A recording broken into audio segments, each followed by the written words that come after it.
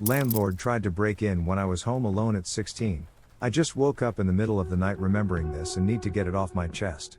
When I was about 16, my dad, brothers and I lived in an old, run-down house in the middle of nowhere.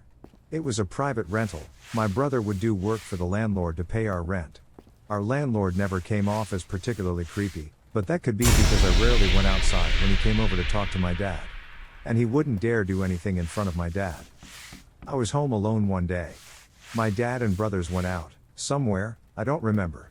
I had my dog in a fenced-in yard outside, but that was it. I was in my room doing whatever I was doing, probably playing The Sims 2. We lived in the middle of nowhere and there was a long driveway which the window of my bedroom directly faced. I could see or hear anyone driving up the driveway. I saw a car, not my dad's, and immediately freaked out. I ran and shut all the blinds in the house, turned off all lights and checked the doors were locked. It was our landlord. He lived next door, about 2 miles from our house, and yes, that was the closest house. This wasn't the first time he'd come here unexpectedly. It had happened twice before and both times I was home alone. Those first 2 times he was only there for 10 minutes, walking around the outside of the house and then quickly leaving. But this time was different. I grabbed a big kitchen knife and hid under the kitchen table. I heard him pull up outside and open our front gate. My dog outside was going crazy and barking. I heard him yell, "Shut up, Mutt." I could hear his footsteps, walking up to the door. He tried to open the front door. I was freaking out. At this point, I texted my dad. He was coming straight home, but they'd be like an hour.